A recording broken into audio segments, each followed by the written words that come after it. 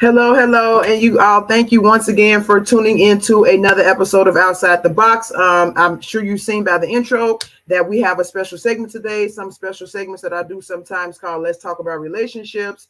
The reason why I like to have this separate segment where we talk about relationships is because I am a certified life and relationship coach, and it seems like outside the box, like the regular podcast, kind of focus on life issues, but I really like to do something special for relationship issues because a lot of the time that's where most of our issues extend from relationships. I usually focus on romantic relationships, which is a part of the topic that we'll be talking about today, but it also is all different types of relationships, family relationships, relationships with our children, neighbors, friends, church family, and things like that. And so today we're going to kind of expand on that topic a little bit and not just talk about romantic relationships and marriages, but also family relationships, because today we're going to be talking about the trouble with blended families. This conversation is very dear to my heart. I am a part of a blended family as well. Didn't really grow up in a blended family, which I'll explain that a little bit later, but I definitely see the need for this. Blended families are becoming more of the norm, and it's really important that people have the tools, especially the Christian tools, on how to deal with it, because marriage is hard enough in itself. And when you have a blended situation, it can really be the recipe for disaster if you do not deal with it with insight and wisdom and the heart of God. And so to really dive deep into this conversation, I have two special guests, actually a husband and wife, who have a ministry where they kind of help other families with this. Before I bring them out, I just want to remind you guys to please like, share, comment, invite people to my page. These messages are not just for they're for a lot of people. So, and if they don't know that the option is here to even listen to it, then nobody can really benefit from it. So please make sure you like, share, and follow my page. Also, invite people to my page. That seems to be the best response that I get when people are actually invited. And also keep an eye out for my other smaller segments on Tuesdays and Thursdays. Tuesdays is Testimony Tuesdays, where I have a guest come on and just give a testimony about something that God has done for them in their life or a big lesson that they've learned. And then also about my Father's Business Thursdays, where I highlight a Christian business. And so that's it. And so now I will bring out my guest. And so my guest today is Carday and Aircinia Marshall. Thank you guys for tuning in. I know we were supposed to do this a while ago, and we had to reschedule. And I'm really happy. And I was really disappointed. I'm like, oh my goodness, because I really, really want to hear what you guys had to say. And so now I'm very excited that we back here doing this again, or actually got it planned out again to where we can do this. And so I really thank you guys for taking out the time to do this. So yes, thank you for having us. Thank you for having us. no problem. So before we get into the conversation, can you let both just introduce yourself, let people know who you are? Okay, I'm Aircinia Marshall. Just typical wife, mom, entrepreneur, and just serving, being the hands and feet of Jesus in the earth realm. We started Cocoon to a Butterfly ministry, which just touch on several life issues that we deal with. I once counseled with Mercy Multiplied. And so once the Lord transitioned me out, we started, serving in other capacities. And so we started, like I said, Cocoon to a Butterfly Ministries. We have, as an entrepreneur, I have Anointed Creations, where we do Christian apparel. And other awesome little knickknacks and cute little teas to speak life over individuals, because we all need life spoken over us all. Amen. And so and just just doing that daily and loving it. Yeah, absolutely. And Carday Marshall. This is my beautiful wife, and we, like she said, we share a lot of businesses. We do a lot of things. I'm on the city council here in Monroe.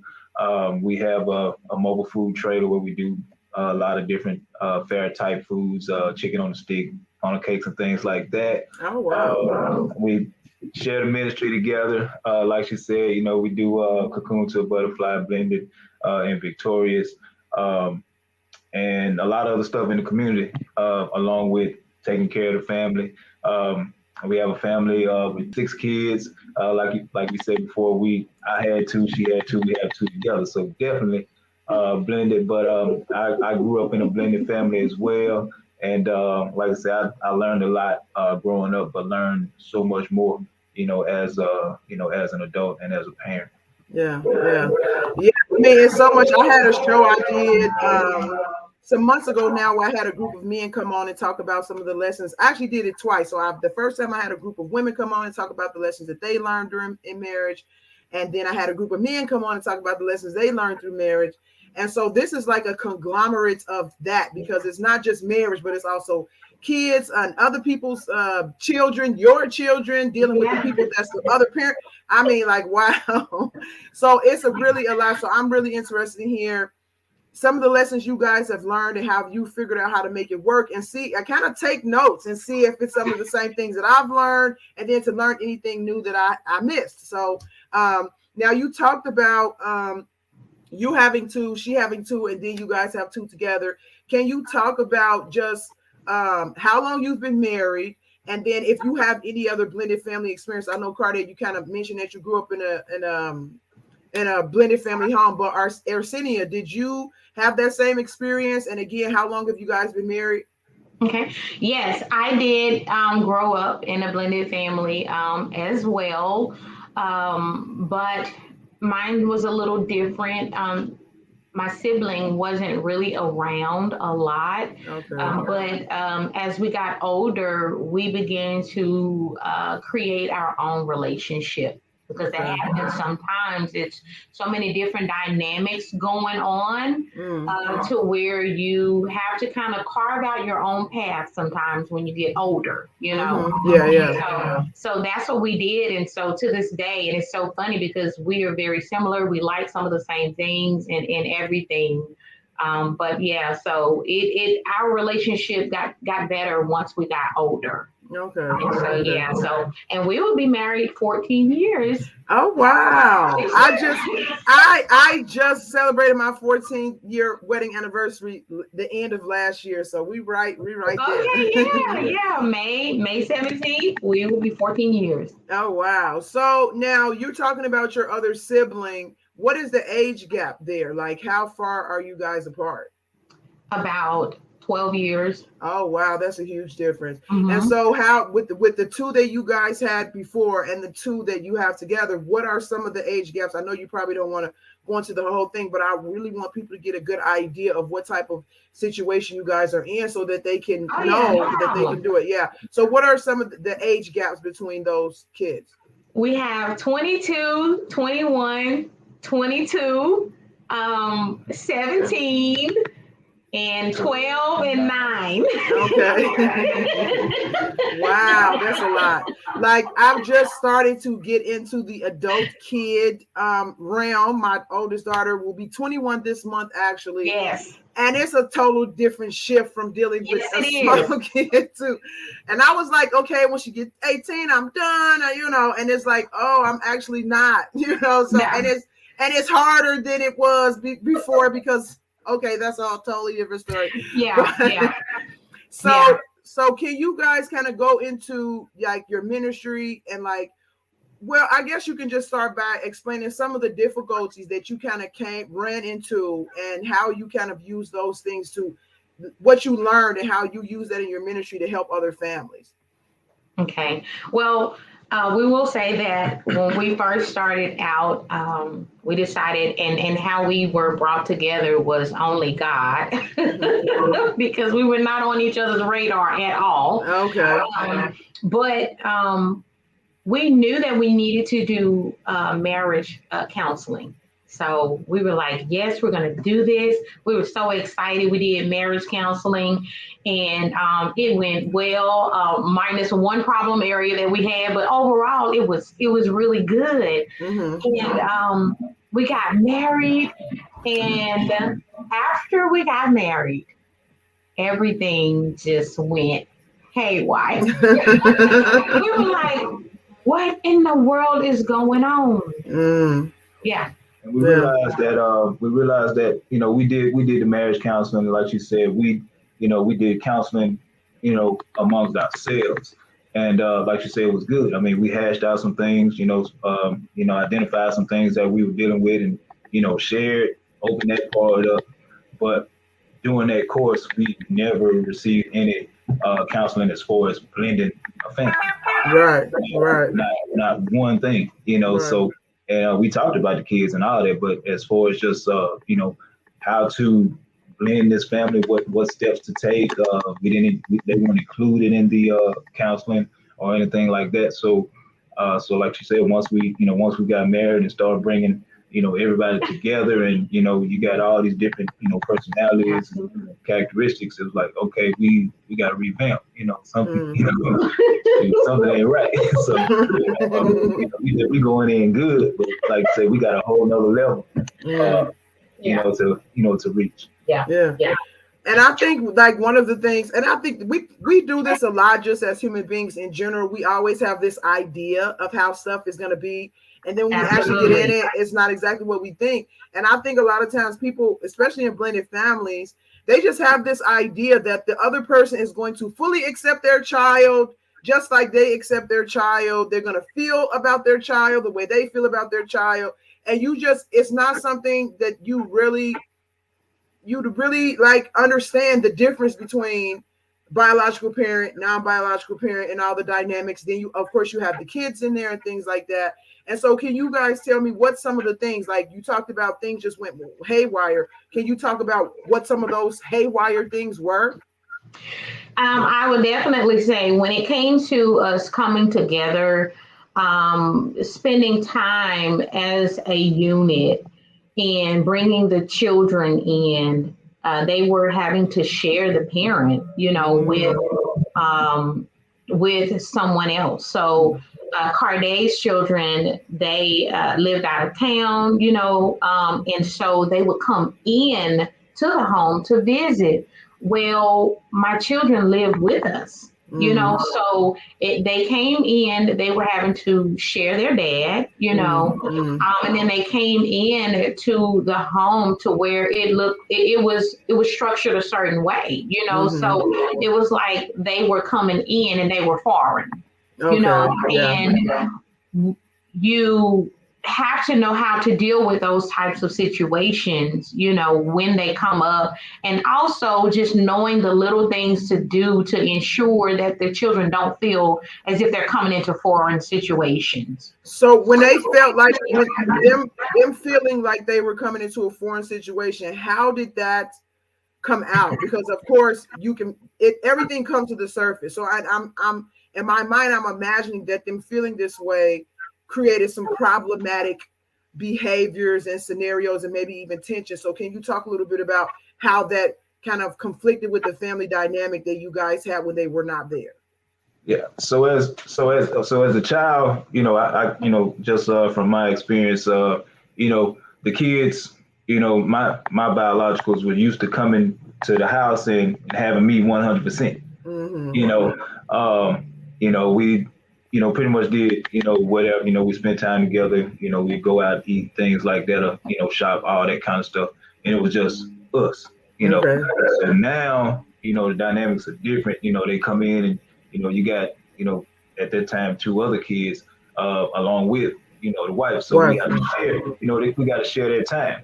So, and it's kind of hard for them, to adjust to, okay, now it's different. I don't have my dad like, 100%, like I had before, and I'm only here for a short period of time. So yeah, you could see it in the, in the attitude a little bit.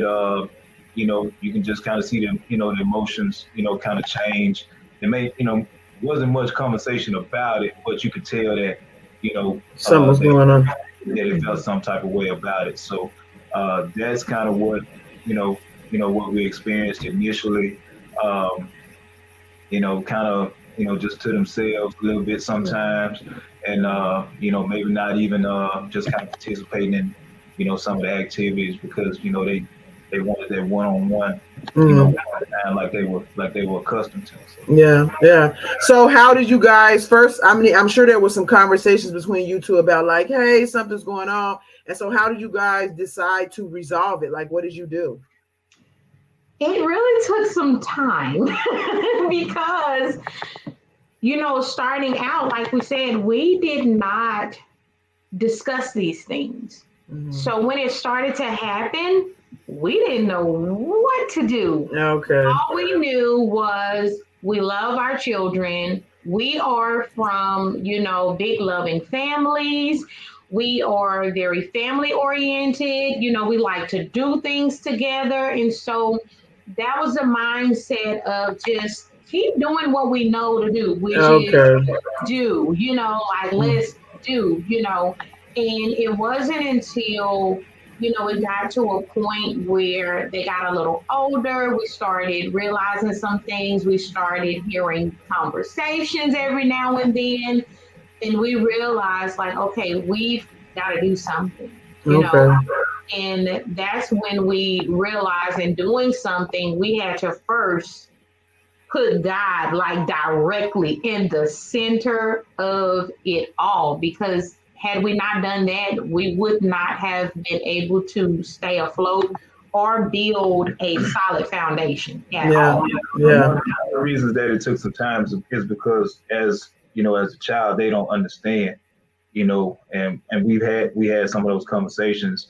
They want to know why, why, why you're not with mom anymore, why you're not with dad anymore, why you with someone else, and we have to, pretty much start a whole new family when we had a family, Yeah. recently. And like I said, as babies, as toddlers and things like that, they don't, they don't really discuss that. But as they grow, they start to wonder and see, okay, I'm going home. I'm coming back to dad. Dad has a wife, or mom has a new husband, and I'm not used to that, or that's not what I want. I want my mom and dad together. So Mm. yeah, so those conversations, start to happen as they mature and as they grow. So even if you get to a stage as they mature, you still have to, deal with those stages as they mature. Yeah. And I think you bring up a really interesting point because I know my parents divorced when I was a preteen, and then my mom had a guy that she brought into the picture, and we all hated the guy.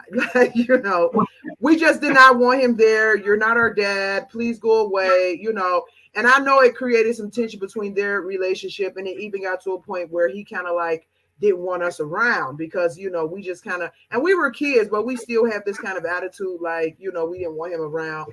And in our minds, the enemy was in our house. Like, Yeah. And so I think you bring up an interesting thing because a lot of times the kids do take their parents not being together anymore and somebody else coming in as a threat. They don't really as a threat to kind of what they were used to and what they had, or even their parents possibly ever getting back together, because now you're here, so they're not going to get back together. And so in your experience with kids feeling this way, like you say, you guys kind of brought God in the center, but how did you address to let them know that the other parent was not a threat, and to try to help them accept the other parent, because that's really what you're trying to do? We had tough conversations, really. Like, growing up, I know for my family, to some extent, tough conversations were not there. Mm-hmm. And you have to be able to have tough conversations, but also be led by the Spirit of God, as far as the maturity of the conversation. Yeah. Because you have to be able to answer the questions truthfully, but on the level to where it doesn't pull them into adult things. Yeah. Oh, great answer. Yeah. You know what I'm saying? And so we had to have those tough conversations. And we also made sure that we didn't force titles. So when it came to like my sons at the time, we didn't come in and say, okay, this is daddy. Okay. Daddy. We allowed them to come up with a respectful name. Okay. And so that's what we allow them to do, and so they had, a name that they would call him, they call him Q Daddy, that's what they called him when they were little. But over time, Q dropped off. Okay. And it just became Daddy, But also we explain that, hey, having someone else in your life only means that you have more people to love you, not to replace, your biological dad. It just means that you have more people to love you, and you begin to connect with an individual on a different level. And we had to learn that because with my two sons, I can say they connected with Carday on a different level that they did with their biological dad. So they like certain things that Carday likes that their dads may not like. So that's, so we kind of drew on those things, but we made sure to explain to them, this is not, we're not replacing. We're not replacing. This is just more people to love you, and more people for you to connect with and to love. Yeah. So I was in a Facebook group, and there was some ladies in there asking about getting the child's permission before you marry somebody that's, of course, not their biological parent. And there was a lot of course, mixed conversation with that. So some people would say, well, you should have made sure your child likes the person first before you marry them. And if your child doesn't like them, then don't marry them. What do you guys think about that take on the situation? I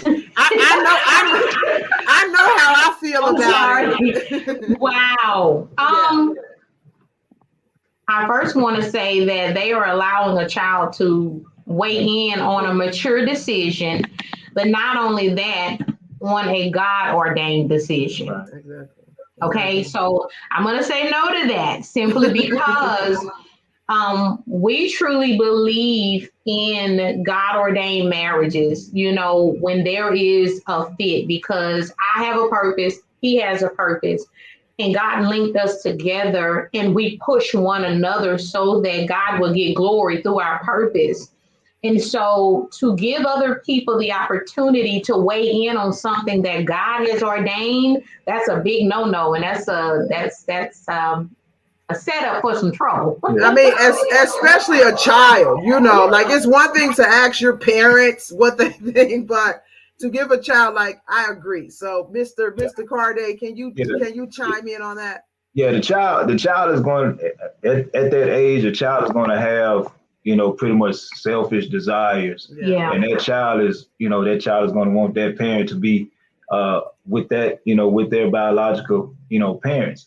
If they see someone, like you said before, if you see someone just coming in, they're going to feel like that's a threat because they feel like mom and dad still got a chance. They may see mom and dad come and communicate, drop one off or something like that, have a conversation. Okay, they still like each other. They might have a shot. Yeah. And the kid is probably going to try to work to do whatever they can. They're going to do whatever they can to try to make sure mom and dad stay together. And this other person, even if they're going to try to make sure that other person is not, getting in a leg way to, to a marriage. Yeah. So you don't put that responsibility on a child, like you said, especially when it's God ordained. When God puts two people together, you don't ask somebody else, for permission. You already got permission from the Most High. So I mean, you don't put that child in that situation. The child is already protective of the parents. Yeah. You know what I'm saying? Children are going to be protective of whoever they're with, mom or dad, especially if it's mom. They're going to want mom to be happy. And like you said, they're going to do whatever it takes. So, they're not going to want anyone to infiltrate, their territory. Yeah. But I definitely want to say also, but definitely hear the child out and talk to them. Definitely, because we never want a child to feel like they're not heard, because even in them sharing, you can bring clarity to situations and help them to understand, maybe certain processes of how they think, may not be in alignment. And what we do, we strive to raise our children according to the word of God. So what we do is we take it straight to the word. They already know. They're like, oh, here they come. Here come a scripture. It's coming. And the desire would be for the other parent that's not involved is to say, it's okay. Mom is okay, dad is okay. I'm okay. That we both moved on, and dad is dad is living a different life, mom's living a different life. It's okay. But sometimes that's not the case. You have manipulation that comes into play and things like that. You have anger, bitterness, and all of that. So if the kid is hearing something at home, negatively, that's going to have a negative impact on that kid and make that kid feel a different way altogether. So regardless of what you say, they're going to already have it in their mind, which way they want to go.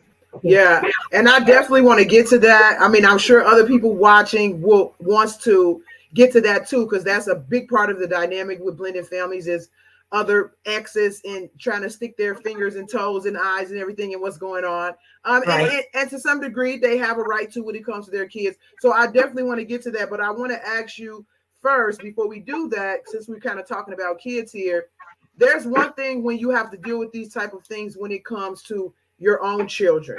So how do you guys handle it when it comes to like Aircinia? How do you handle it when it comes to Carday's children and vice versa? Do you just step back and let Carday deal with his children and then you kind of take your cue from him on what to do or what not to do? Or do you make your own kind of efforts to try to reach out to the kids? Like, what do you guys think about that?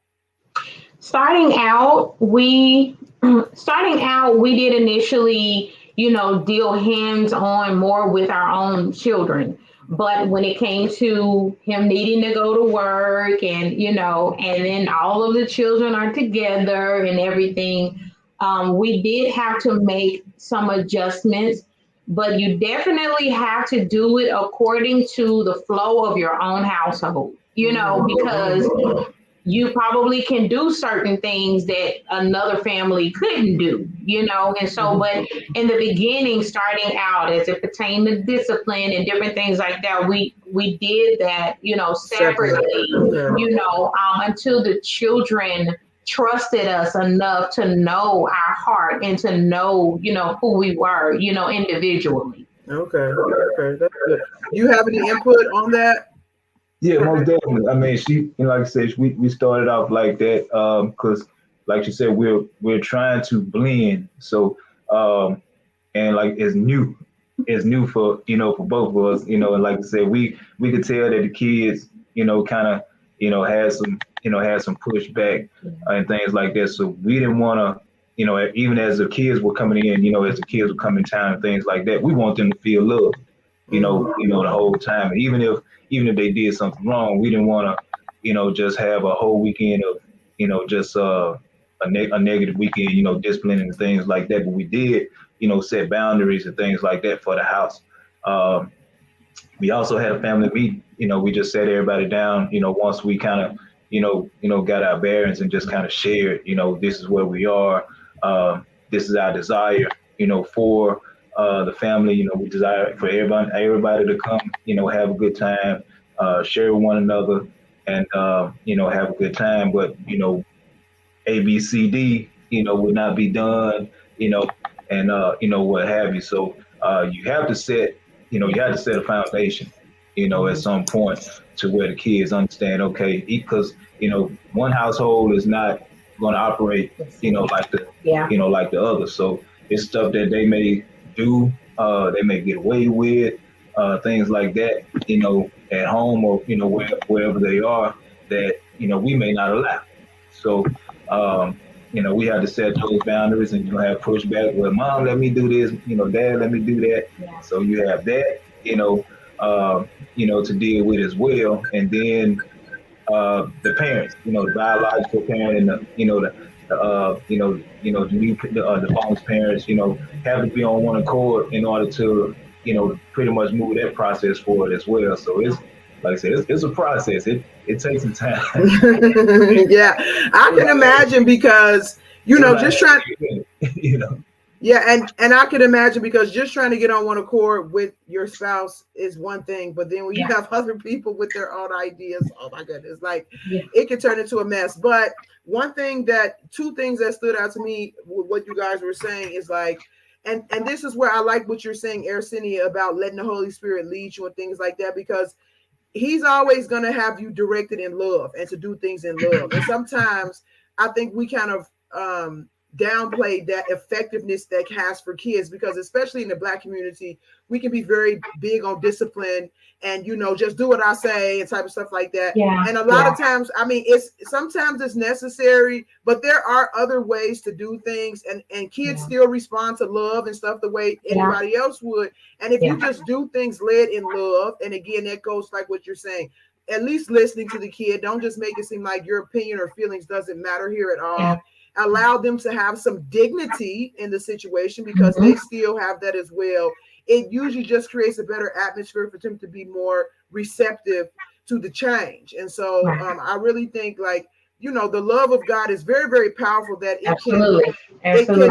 it can change the atmosphere and things like that to make it a little more moldable and easy. So that's one thing that you said. Another thing is, like, you guys are talking about being on one accord. I mean, you know, dealing with your kids and his kids, and how do we get them to kind of at least gradually accept this winning situation.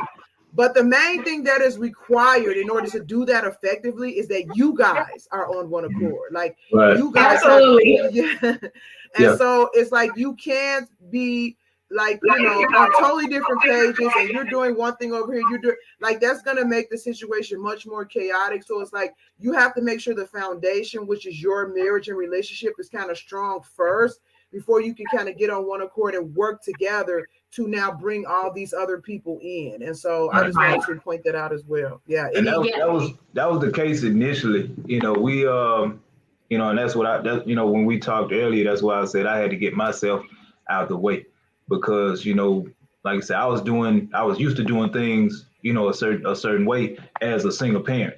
You know, so and, you know, in my own mind, I was doing what was right. You know, I was taking care of my kids. I was providing for them, you know, making sure they, you know, had what they needed and all that. So, but as you know, once you get a wife and a family, you have to make some changes. You have to make some adjustments, you know, and like I say, you have to be on one accord. So what I may feel is right, you know, or was right, it's totally different as, you know what I'm saying, as it pertains to being, you know, a husband and a spouse.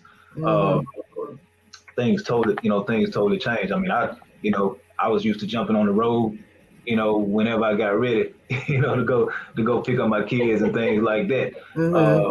You know, but, you know, now, you know, I got a family, you know, I got a wife, and I have other children. So I have more responsibility. You know, I have, you know, to take all of that in consideration.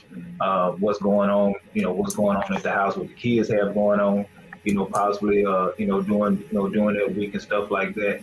So you have to create, like I said, we definitely had to be on one accord, because, you know, she may have had plans, for us, you know, so we had to make sure that, you know, we were on one accord.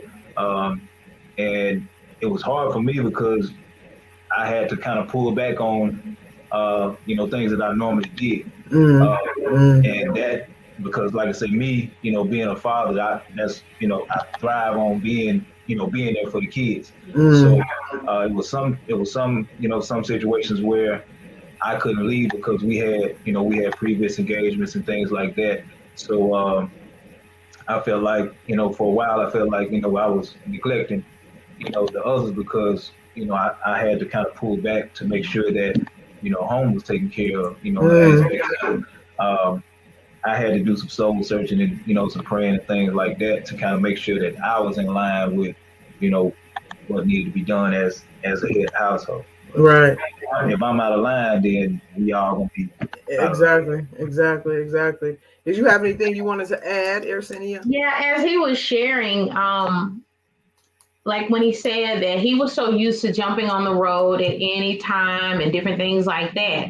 Well, being a helpmate, you know, you come in and you have to take care and help, you know, your spouse. And so the bumping of heads and ideas came into the fact that he was used to going and just running and not taking care of himself, you know. And so coming in and like, no, you can't, you know, no. And my words, I had to learn, the Lord had to train me on my words and everything. Yeah. And and my heart was in the right place. I'm coming in and saying, no, you can't do this, But the Lord began to train my words as a wife, to help him to understand I'm not trying to control you. I'm trying to care for you. I'm trying to take care of you. And because I would tell him all the time, I said, if you're on the road all the time and you're not thinking things through, you're just going, none of us will have you.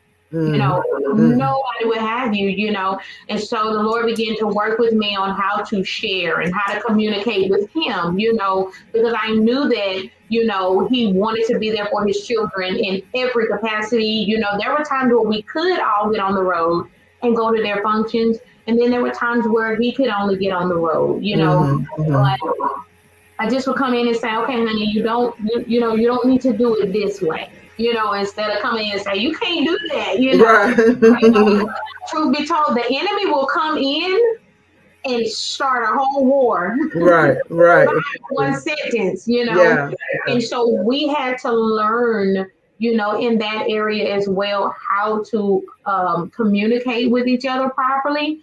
But also we had to make sure that we were reminded each day that we were each other's helpmate. And that there were things that he probably saw that I didn't see, and things that I saw that he, didn't see, So it started, that was the beginning of us getting on the right page.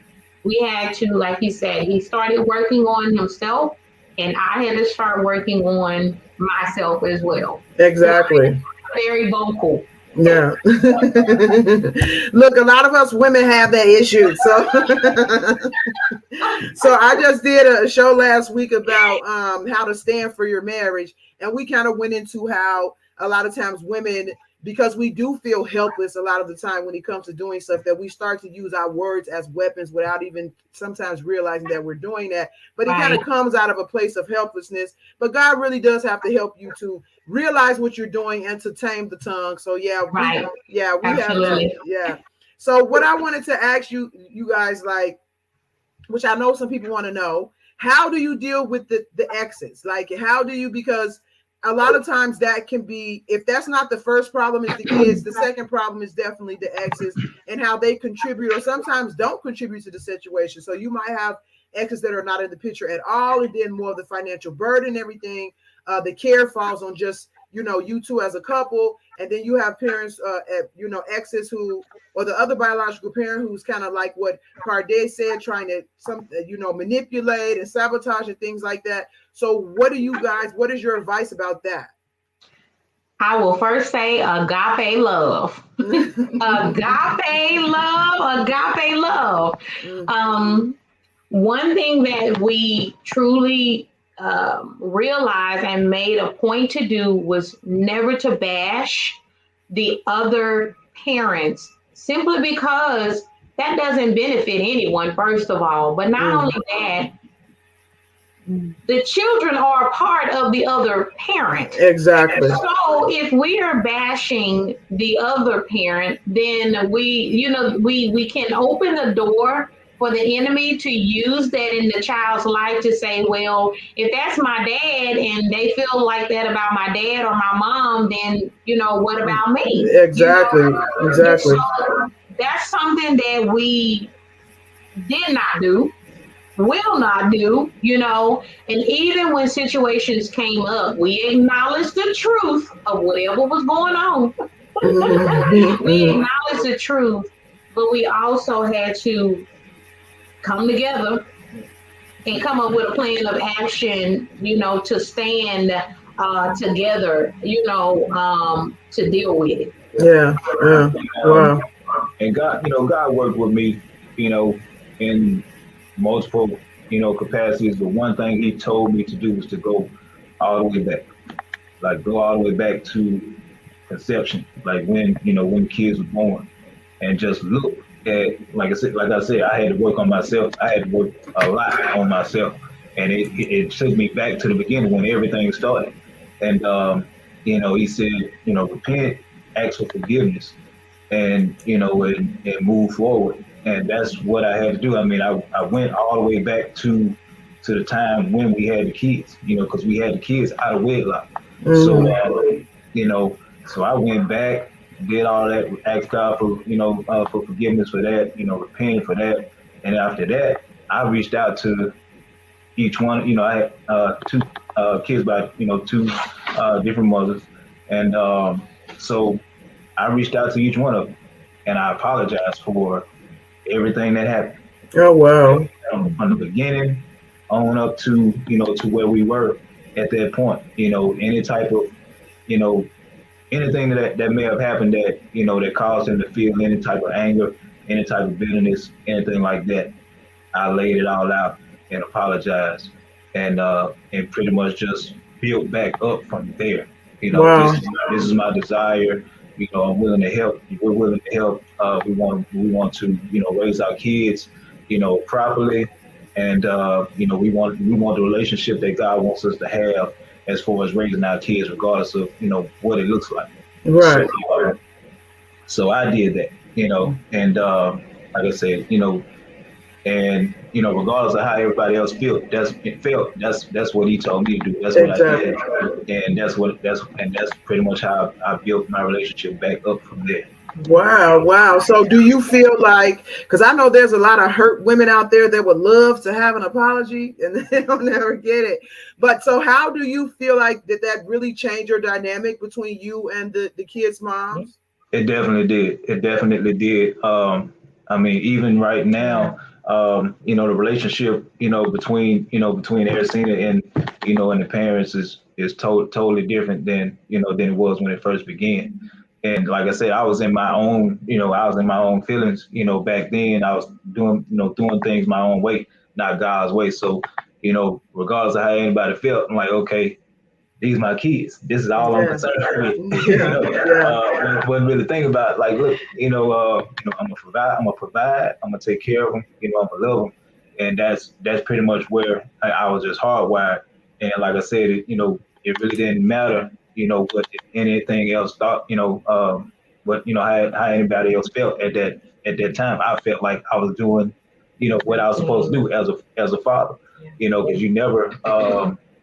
You weren't trained on, how to be a father, growing up. So, and then in the midst of, like I say, you got division, you got your differences between, your biological parents and things like that. So you just pretty much doing what you feel is, best. Mm. So, but like I said, as I just kind of consulted with God, prayed and things like that, He showed me how to move. And as we did that, things started to get better. Really, they started to see that, that I was genuine, that my heart was in the right place. And regardless, what had transpired in the past, that I truly, was asking for forgiveness and I truly wanted to, make things right. Right. Wow. I love that because, and I think a lot of times, and of course, this can apply to every relationship, that sometimes people get caught up in their offenses, their hurts, feeling betrayed and things like that. And they keep those things at the forefront. And really what God brings in, and they feel like forgiveness and stuff like that makes them weak or it makes them think you're just going to run over them. And that's what I so much like about God, because He brings so much wisdom into a situation to actually get the results that you want. Like because deep down, a lot of the times what we want is not necessarily bad. We just don't know how to get there. So you can say, yeah, I want to raise my kids and I want to do this. And this lady is in my way. She hurt me, whatever. But God is like, no, there's a different way to maneuver this to actually get the results that you want. And which is to be there for your kids, raise your kids in peace and things like that. And then but it takes for you to kind of put that other stuff to the side, put the feelings that you had to the side, the resentment that you had to the side. You know what? Let me just forgive you and just move on. And so I like the wisdom that God allowed. I mean, I always say the Bible is just filled with wisdom that even if you don't believe in God, you can't deny the wisdom that's in there. Like, a lot of the stuff that's in there, it's been backed up by science now and psychology and things like that. When God just said in the word, renew your mind. Now they have all this mindfulness approach. It's the same thing. Absolutely. And one of the things that also is something that we keep on the forefront of our minds is that we want to make sure that we're passing down generational blessings and not generational curses to our children. So what we will not deal with in this generation, it will move forward. So we begin to clean up and start to deal with stuff, because we were like, okay, we don't want to hand this off, to the kids, because as far as from my blended family situation, there was that division. I didn't get close to, my sibling until we were older, so that was something that I was like, you know what? Nope. We got to deal with this. We gotta cut this off in this generation so it won't move forward. So that was our mindset. Like, nope, we gotta make sure that the generational blessings are created and moving forward for our children, grandchildren. You got to think long term when you start to blend your family. Yeah, exactly. And God is just the one to come in and give you the insight exactly how to do that. Because if we go by our own thinking, and it's not to say all the time our thinking is bad, but it's still limited, Yeah, God can really expand your understanding of situations and help you to see so many different things that's at play that you're not thinking about to help you do that. So absolutely. So Aircinia, from a woman's point of view, how did you handle X issues? I am the one that pray and fast a lot in the family. There are times, and I'm one to take a different approach. At times, I'm very big on words, words that we speak, but also words that we allow to impact us and into our ear gate. So I would communicate when I needed to. But if there ever was a time that the communication got negative, I disconnect, for a period of time, because the way I view it is, and not in a sense where I disconnect to where we're not able to take care of the kids properly, but it's like, okay, we're not going to have this conversation right now, in that capacity where you pull away, because what doesn't need to happen is that you keep forcing conversations and then the wrong things start to spew out. And so sometimes when the communication begins to get a little rough and attacks or whatever start to happen, you got to pull back and you got to revamp. You got to go before the Father and say, okay, Lord, I need you to teach me how to deal with this, because again, what do we say? The foundation of it is agape love, like literally, so I had to really learn how to truly stay in that posture of agape love and not getting in my feelings when things would transpire, And then, to be honest, when it came to a certain age with the kids, I would allow a little more communication, with the ex than I would have, but I still stayed in the loop, So, and again, it was just, when it got crazy, I go in my prayer closet. Because I learned that when you're blending a family, the enemy gets into all kind of little cracks and crevices, If we don't stay prayerful and if we don't fast to get insight and wisdom and stuff, we will just jump in that thing and be all in our emotions. We'll be cutting up and clowning and just mess up everything. Exactly.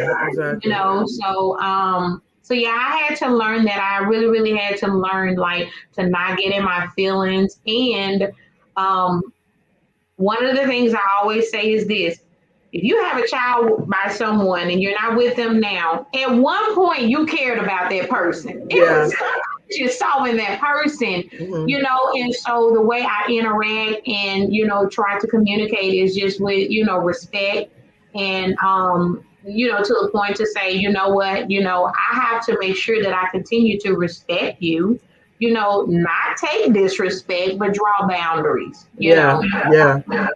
We've had some crazy moments where, we dealt with some things, but overall, I thank God that we were able to continue communicating and being able to take care of the kids and do what needed to be done. Yeah, yeah. You know, we just kind of have to get that direction from God as to when to pull back, when to be quiet. You know. Yeah, absolutely. The thing is to never give up. You know, I mean, the enemy wants you to fail. You know, and that's why a lot of blended families fail, because they feel like, you know, that it's never going to get better. Yeah. You know, so you know, they came out of a bad relationship, or they came whatever happened in the past with previous relationship. Like, well, you know, this is no better than the last relationship. So, so they give up. I believe people give up too soon. You know, and God never meant for marriages to be divided. Yeah. You know, if He put you together, then you definitely can make it. You know, you can make it through. He never said it's going to be easy. You know, but he's always there. And He's going to help us through anything He puts us, into. So, and we have to trust that. You know, regardless of what situation that we're in, even in the marriage, He didn't put us together for us to break up. Exactly. And so it's funny that you say that, because when Aircinia was talking, the thing that was coming to my mind is like, sometimes you just have to be patient, because it's very easy to see all these situations. They look really huge. They're touching you, hitting you all your sensitive spots. For you to just say, forget it, I can't do this. And even when you pray, that doesn't mean solution is going to come really quickly.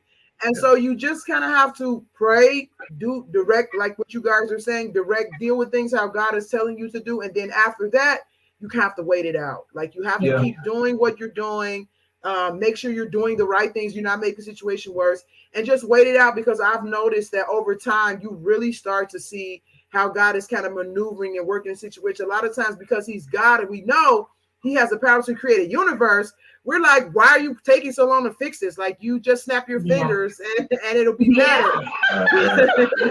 But God is patient, and His concern is for everybody, even the exes and things like that. And He knows how to maneuver through the situation to get the most healing and the most benefit for everybody involved, not just the parents or even just the kids, but for everybody. So sometimes you just have to wait it out to see God's results come to fruition. Because everyone's in a different place, spiritually, So I mean, everyone's in a different place spiritually, emotionally, at the same time. So even if you're at a place where you're at peace and things like that, the other parties may be still in a place where they're not ready to receive that.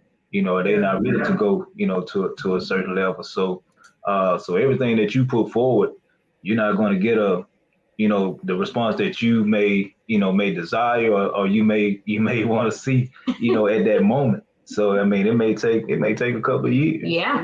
Some things you may do, you may see results in in a couple of weeks or months or whatever. But some things may take years. But it's always worth the wait, is what I've learned with God. It's like, it's always worth the wait. So so I want to ask Aircinia, you were saying that you guys have really dealt with some really serious stuff and some, it sounds like tension-filled stuff. I want to ask, and if you guys don't want to answer the question, it's fine. But has everything's ever got to a point where you was like, we can't do this, and you considered parting ways? Yes. I love honesty. Absolutely. Oh my gosh. Absolutely. But the one thing that kept me grounded was I knew that God put us together. Oh, wow. And even to the point where when He came, like how He shared how He ended up coming to my job to talk to me, all of that is a reminder to say, no matter what you guys come up against, what is thrown your way, God always reminds me, I put you guys together. You have a purpose. And even though, like, the things that we've gone through blended family wise, and the things that took some time to come forth or to break through, even in those things, He showed us that it was to help other people. Because if everything just fell in our lap, then you don't learn anything. You don't learn anything. You don't learn how to lean on him. You don't learn how to trust him. You don't learn how to pray. You don't learn how to fast. You don't learn how to speak life, even when the situation looks dead. You don't learn any of that, And this ministry is not developed. This ministry doesn't happen because we've shared, our testimony in, several different, events, and people are just like, wow, I've experienced this, and no one ever told me, no one has ever shared it with me like this, or, no one ever told me that, this is possible, or I'm glad to hear that it's possible. I mean, some people are just glad to hear that, it can be done. Yeah, exactly. I mean, with the number of blended families that are in, that are in the world right now, it's necessary, because I mean, over half of your families right now are blended families. So I mean, the devil will definitely work on that if he doesn't want that, he doesn't want that area to work. Look, he's gonna do whatever he can, because he knows, like, okay, they already, kind of struggling, and they got a second chance. Nah, I don't want that. He's gonna play on all those emotions and things like that, to try to break up. He don't want families to be together anyway. So the blended family is just that much, more work, but it's doable. And people just gotta know that it's doable. Yeah. And that's the thing about testimonies and sharing stuff like this. Even with my whole podcast, Outside the Box, it's like understand that God can be in the midst of like so many different situations where we seem to limit him, because I know for some people who might feel like, well, you had kids out of wedlock. Like, what do you expect? And this is just a consequence of what you did and stuff like that. I know even me, I brought 2 kids into the marriage. That thought has come to my mind. Of course, it probably was the enemy, but you really try to limit God and you think he can't help you in this. Or, I have had shows about addiction and depression and so many things. We just limit God. And in this situation, it just shows that God is bigger than all of our mistakes, our biggest mistakes. If we just listen to him, trust him, and let him guide us, he can show us how to bring anything that was meant for bad or even started off the wrong way. He can bring it around and turn it into good. So yeah. And even and the way I look at it, even in our mistakes and the consequences that come after it, I tell myself all the time, God is right there with me in my consequences. Right. He's right there, so we're not alone. Yeah, and that's the amazing thing about him, because people will leave when the consequences come, but God stays right there with you the whole time. He's even patient with you. He works with you. I mean, even if you run around like crazy or hopeless and act like you think stuff is not going to work out, he'll wait for you to calm down, wait for you to gather yourself, and then he's like, okay, are you ready? Are you ready to listen now? So he's always there. And it's such a comfort for me over the years that I've been a Christian, but I really, really understand that no mistake I make is too big for him to just leave me. He's always there. And it helps bring me back to earth a little bit faster that I know that he's there. And that's the other thing that we have to realize, that we're not perfect. Absolutely. We're not perfect beings. We're not perfect parents. So we're gonna make mistakes. We're gonna make mistakes. Even if we've been in relationships and trying to do it again, we're still gonna make mistakes. Exactly. But, the goal is to, like I say, trust God and never give up. And you'll see, he'll start to show you things. I mean, even in our, in our family, he started to show us signs that, things are, the fruits of our labor, we're not in vain. He's showing us, victories and, and things like that from time to time. So, I mean, we know, okay, we see you, God, We're on the right path. That hope keeps you going. It really does. Yeah, so before we wrap up here, because we're coming to the end, I just wanted to, because I was thinking before about, how I was saying everything that you do when it deals with your kids has to do with you guys being on one accord. And so I thought it was really important for me to also mention that even that being on one accord, it is dependent upon what type of parent you are to your child, because even if you're on one accord with your spouse, but you don't have that great of a relationship with your kid, it's going to make things a little bit more difficult. So I just wanted to throw that in there, because I have 5 children myself. And so, a lot of times you get people that they don't really pay as much attention to kids and give them as much credit as they need. Like, to me, those are God's kids, and he just gave them to me to take care of on this earth.